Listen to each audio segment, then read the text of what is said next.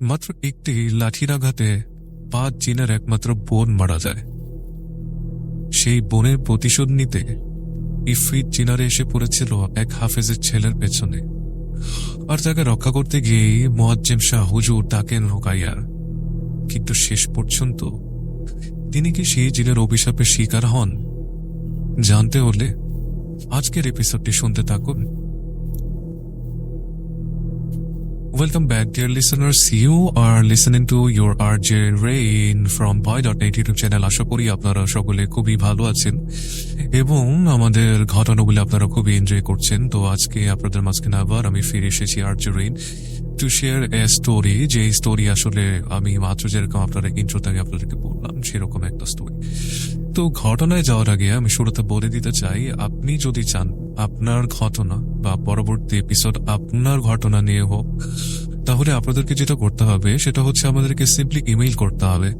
আমাদের ইমেইল অ্যাড্রেসটা হচ্ছে boy.net@gmail.com, যার স্পেলিংটা হচ্ছে BHOYDOTNET@gmail.com।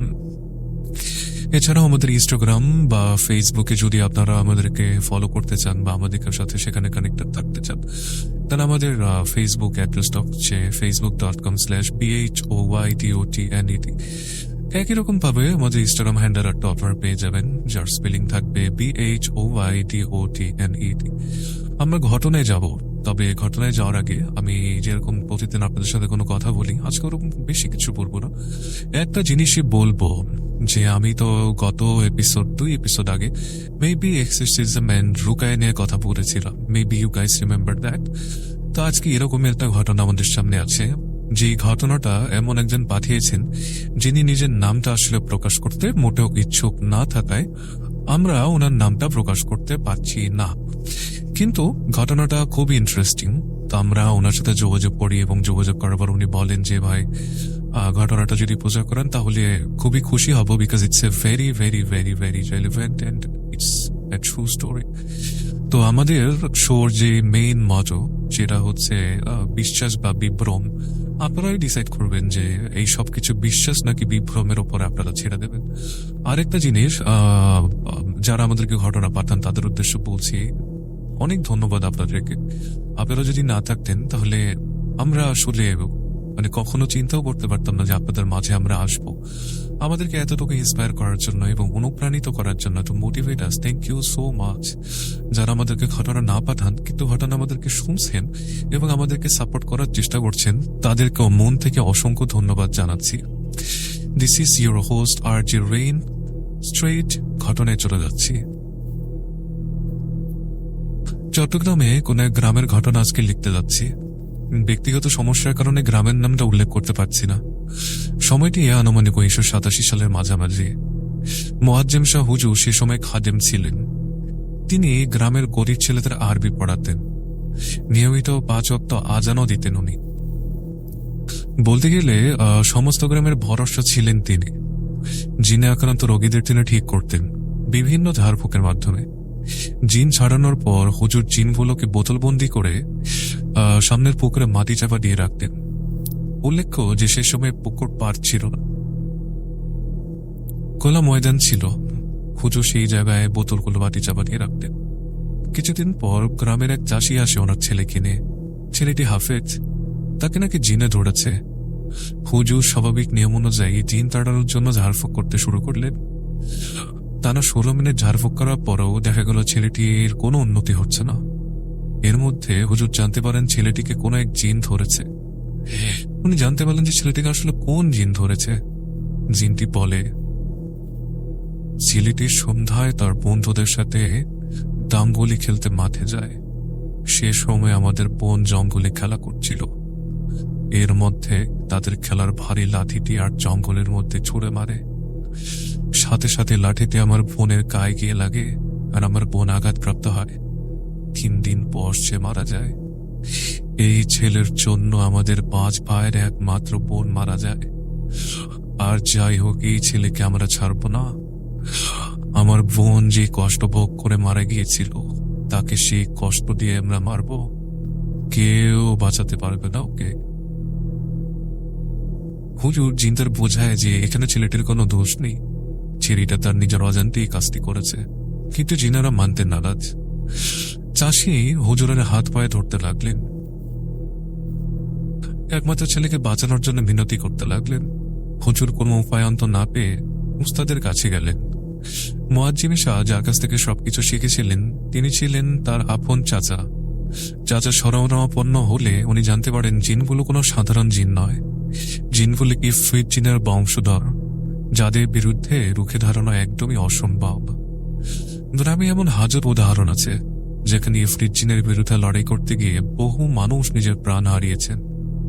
চাচা হুজুরকে সাবধান করে দিলেন এই রোগী থেকে দূরে থাকতে, কিন্তু হুজুর আর যাই হোক এইভাবে কাউকে ফেলে রেখে যেতে পারলেন না। তিনি সিদ্ধান্ত নিলেন রোকেয়ার সাহায্য নেবেন। পাশাপাশি মুয়াজ্জিম শাহ হুজুর কিছু জিন পালতেন যারা সৌদি আরব থেকে এসেছিল। ছেলেটির অবস্থা খারাপের দিকে খারাপ উতরা হচ্ছে। এই দেখে হুজুর তার সহকর্মীদের নিয়ে পরের দিনে রোকেয়ার কাজ শুরু করলেন। অন্ধকার হোম, চার কোনায় 4টি মোমবাতি জ্বলছে। ঘরের মাঝখানে লবণ দিয়ে আঁকা একটি বৃত্ত, যার ভেতরে বসে আছেন হুজুর আর সেই ছেলেটি। তাদের কাছে আছে কুরআন। বৃত্তের বাহিরে সেই সহকর্মী অনবরত ধোয়া পড়ে যাচ্ছেন। হুজুর তার জিনদের ডাকলেন। হুজুরের পালা 3জন জিন উপস্থিত হলেন। ইফরিত জিনারাও হাজির হল। হুজুরের জিন এবং ইফরিত জিনেদের মধ্যে কথা হচ্ছে, কিন্তু এই কথাগুলো হুজুর ছাড়া বাকি কেউ শুনতে পাচ্ছিলেন না। এক পর্যায়ে তাদের মধ্যে যুদ্ধ লেগে গেল।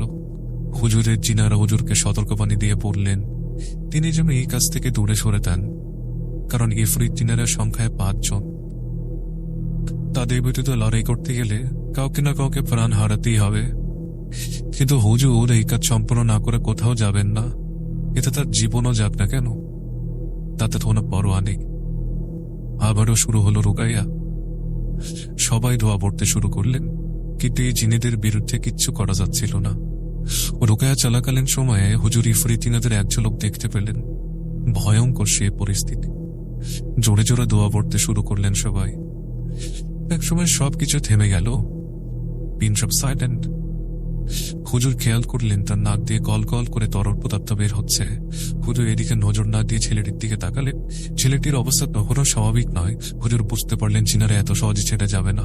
হুজুর বসা থেকে উঠে জমজমের পানি নিলেন। কিছুক্ষণ পানি নিক্ষেপ করলে ছেলেটির দিকে সাথে সাথে গগনবিদারের চিৎকার, সমস্ত ঘর ছেয়ে গেল। ইফরিত জিন বলতে শুরু করলো, একটা পানি দিয়ে পারলি না, এখন অন্য পদক্ষেপ নিতে। এই ছেলেকে বাঁচাতে গিয়ে তো ডাকিস,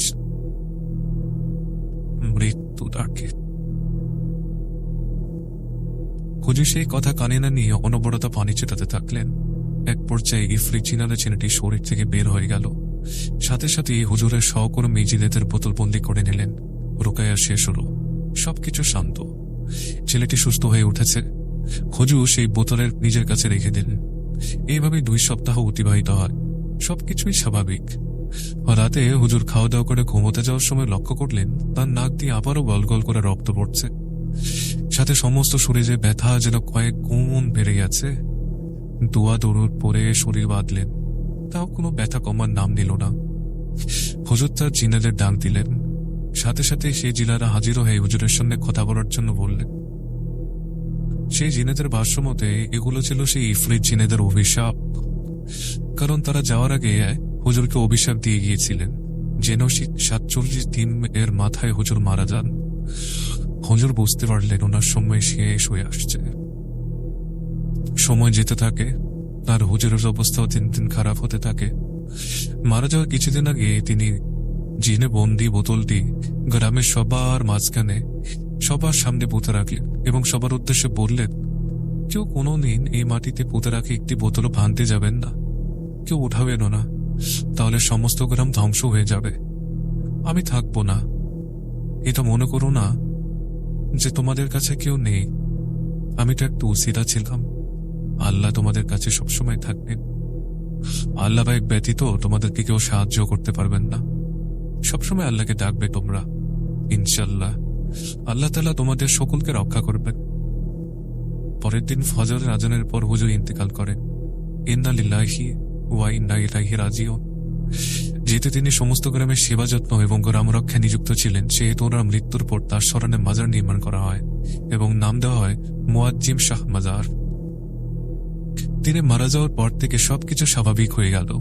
গ্রামের বেশিরভাগ মানুষ মনে করেন তিনি এখনো এই গ্রামেই আছেন, কেননা হুজুর মারা যাওয়ার পর তার নামে যে মাজার নির্মাণ করা হয়েছিল, অনেকে বলে সেই মাজারে নাকি মানুষ তাকে নামাজ পড়তে দেখেছে। ফজরের সময় যখন মানুষ নামাজ পড়তে আসে, তখন অনেকে মুয়াজ্জিম শাহ হুজুরকে সাদা পাঞ্জাবি পরে নামাজ পড়তে দেখেছেন। অনেকেই আবার তাকে মাঠে হাঁটাহাঁটি করে তসবিহ পড়তে দেখেছেন। কিন্তু অবাক করা বিষয় হলো, এই গ্রামে কোনো চুরি ডাকাতি খুনাখুনি হতে শুনিনি আমি। ছোট থেকেই দেখে আসছি গ্রামের সবাই সবসময় মিলেমিশে থাকেন। কোনো মহামারী আসলেও আল্লাহর রহমতে কারোর কিচ্ছু হয় না। এই তো কিছুদিন আগের কথা, 13 জন সদস্যের এক পরিবারের প্রত্যেকের শরীরে গুটি গুটি দাগ হয়েছিল। রোগটি ছোঁয়াচে ছিল দেখে তাদের আশেপাশে যারা ছিল সবাই শরীরে একই জিনিস উঠতে থাকে। আমার নানা ভাই বর্তমানে মাজারের খাদেম হিসেবে আছেন। রাতে নাকি নানা ভাইকে মুয়াজ্জিম শাহ হুজুর স্বপ্ন দেখান যে মাজারের সামনে থাকা কূপের পানি কলসে নিয়ে 3 বার মাজারের চারপাশে ঘুরে সেই পানিগুলো রোগীদেরকে খাওয়াতে হবে, তবেই নাকি তারা সুস্থ হয়ে উঠবে। পরের দিন নানা ভাই কিছু মানুষ নিয়ে উক্ত পদ্ধতি অনুসরণ করে পানিগুলো রোগীদেরকে খাওয়ান। পানি খাওয়ানোর 3 দিন পরে সবাই সুস্থ হয়ে যায়। এইসব ঘটনা আমি নানিমার কাছ থেকে শুনেছি।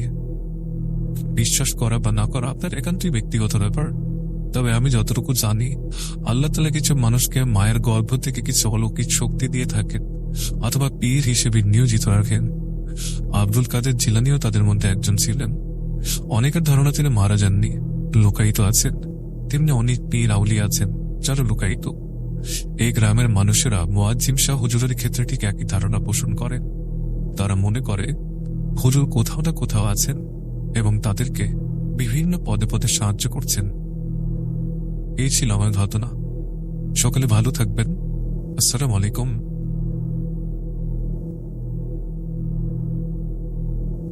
থ্যাংক ইউ ডিয়ার লিসেনার, আপনার ঘটনার জন্য আপনাকে অসংখ্য ধন্যবাদ এবং ওয়ালাইকুম আসসালাম। আশা করি আপনিও ভালো থাকবেন সবসময়। আপনার কাছে যদি আরো এরকম কোনো ঘটনা থাকে যেটা আপনি আমাদেরকে পাঠাতে চান, you are always welcome to send us your story. এখন আমি আসলে আপনাদেরকে একটা কথা বলতে চাই। আমাদের ঘটনা এখানেই আজকে শেষ। তো আমি একটা কথা বলতে চাই যে একটি ভুল, একটি লাঠি, আর এর জন্য ঘটে গেল কত ভয়ঙ্কর একটা ঘটনা।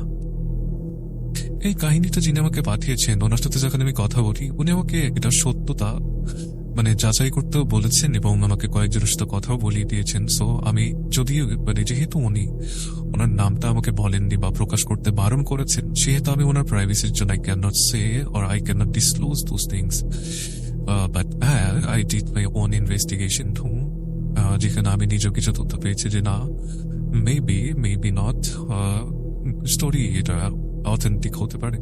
তা আমাদের যে মত, আমরা সবসময় চাই যে আমরা আপনাদের কাছে নিয়ে আসবো সত্যি স্টোরি, গ্রামের ফোকলোর, লেজেন্ড বা বিভিন্ন জায়গায় বিভিন্ন সুপারস্টিশন বা কুসংস্কার থেকে সেই সমস্ত জিনিস আপনাদের সামনে আমরা তুলে ধরতে চাই, কিন্তু অবশ্যই সেটা সত্যি হতে হবে। আপনি কি চান আগামী যে এপিসোড আমরা করব সেই এপিসোডে আপনি নিজের স্টোরি দিতে চান, বা আপনি কি চান আমাদের নেক্সট ঘটনাটা আপনাকে দিয়ে হোক? যদি চান তাহলে আমাদের ইমেল অ্যাড্রেসটি একটু লিখে রাখুন। আমাদের ইমেল অ্যাড্রেস হচ্ছে boy.net@gmail.com। আমাদের ফেসবুক হ্যান্ডেলার হচ্ছে www.facebook.com/BHOYDOTNET। আমাদের ইনস্টাগ্রাম হ্যান্ডেলারটাও সেম। আমরা আপনাদের ঘটনার অপেক্ষায় থাকবো এবং আশা করব যে আপনারা আপনাদের ভয়ের যে এক্সপিরিয়েন্সগুলো সেগুলো আমাদেরকে ইমেল করে পাঠাবেন এবং আমাদেরকে ফেসবুকে আপনারা আপডেটেড রাখবেন। আমরা আপনাদেরকে আপডেটেড রাখবো কবে আমাদের কি আসছে। We have some plans for our future. আপনাদের জন্য আমাদের কিছু প্ল্যান আছে, so we are going to execute that. আশা করি আপনাদের ভালো লাগবে একটা সময়। This is the end of the story today. চলে যাবার আগে আরো একবার বলতে চাই, this is your host RJ Rain. I am signing off from the channel boy.net। আশা করি সকলে ভালো থাকবেন। আমাদের ঘটনা ভালো লাগলে লাইক করবেন, কমেন্ট করবেন এবং শেয়ার করে সাবস্ক্রাইব করে দিবেন চ্যানেলটাকে। Signing off. আসসালামু আলাইকুম।